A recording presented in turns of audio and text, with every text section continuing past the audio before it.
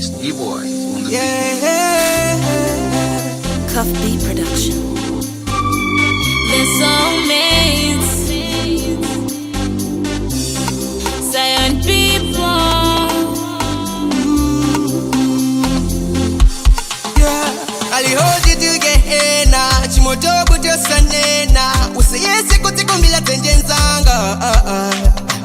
Alihoji tugehena chimoto kutosanena usiyese kutikumbila tenjenzanga.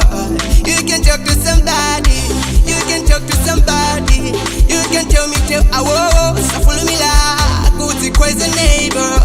You can talk to somebody, you can talk to somebody, you can tell me to awo follow me la kuti crazy neighbor. Osadzipha, Osadzipha, Osadzipha, no no no, Osadzipha, Osadzipha, Osadzipha, Osadzipha,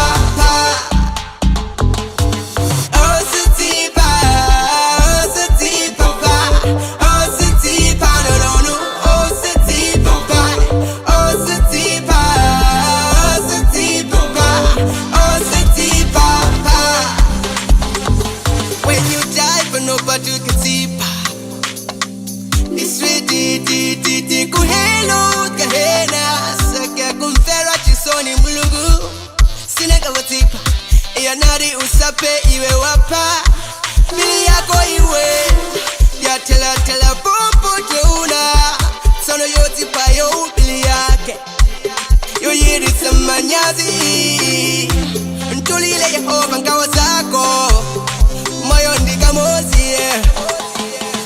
Osadzipha, Osadzipha, Osadzipha, no no no, Osadzipha, Osadzipha, Osadzipha, Osadzipha,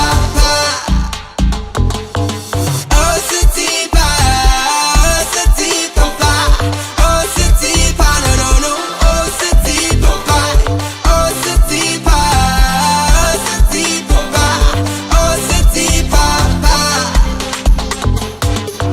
Ungondilona tiyakulane ditulileko ngawe zako usazipachika usachote moyo Yesu amakukonda nkona anakupata moyo mwaliwe mwaliwe mwaliwe usachote moyo mpe